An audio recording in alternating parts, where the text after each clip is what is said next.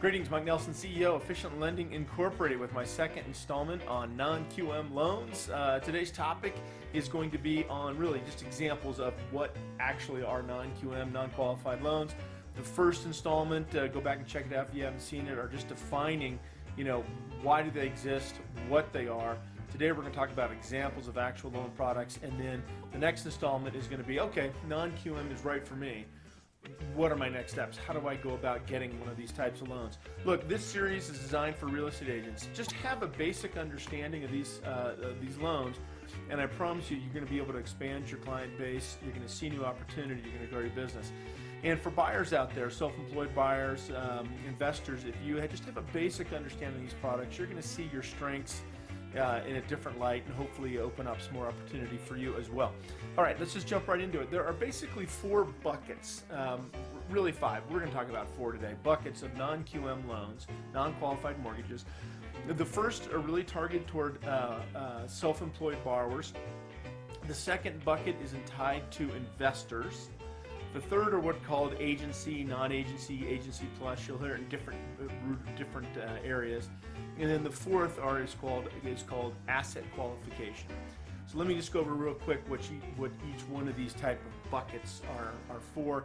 And you'll hear different names of these at different investors and with different brokers, etc. But they're all going to follow in these basic four categories. I'm also showing you a graphic here with some information. This is from one of my investors.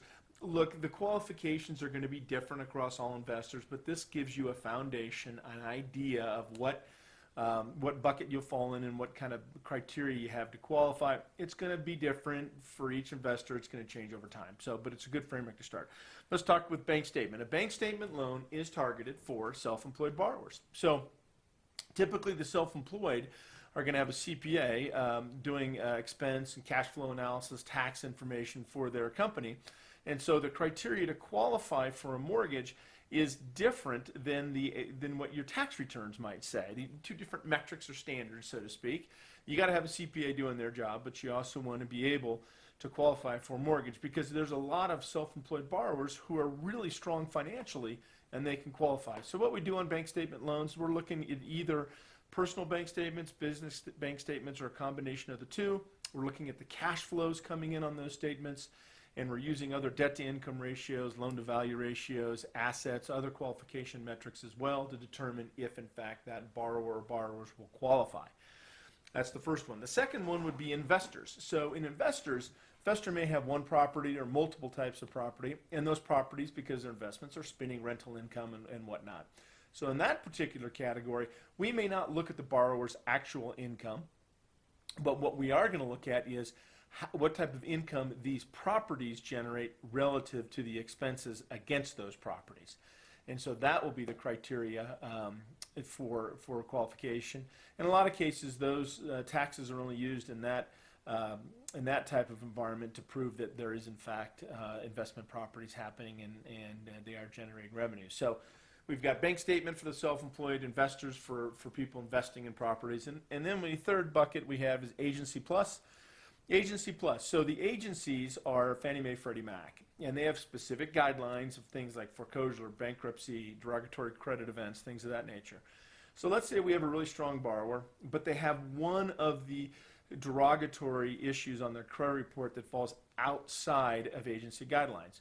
Well, in a non-agency or agency plus non-QM loan, the underwriters are going to look at the total package of that borrower and see if they can't compensate for maybe a derogatory credit event that's outside Fannie Mae and Freddie Mac guidelines, and then we'll be able to qualify for a loan. And then the last one, obviously, is asset qualification. Asset qualification is targeted for those maybe low-income individuals but really high-asset individuals, okay? So in that particular environment, we're not looking at income, but we're looking at, from a job or something, but we're looking at the income that the assets can generate to offset and handle the mortgage payment. So quick review. We're looking at bank statement for self-employed and non-QM loans. We're looking at investors, people who are investing in properties generating income. Agency plus might be somebody who just falls outside of Fannie Mae, Freddie Mac guidelines. And then, of course, high asset qualification, those with maybe lower income but strength and power of high assets. The fifth bucket I was going to mention is foreign nationals. I'm going to step aside from that one. If you are an agent or you're a buyer and you are a foreign national, just call me directly and we'll go through what that looks like. All right, those are the four main criteria for a non-QM loan. I hope it helps. I hope it gives some clarity to what these products actually are. Look, go to my website, efficientlending.net. If you'd like to schedule a consultation with me, you can also call, text, email anytime. My next and last installment of this three-part series is going to be, okay, I think one of these are right for me if I'm either an agent or a buyer. What are my next steps? How do I set myself up for success in this type of transaction? Thanks again for checking out my content. I always appreciate when people spend time with me online. Wish you great success. Hopefully we'll chat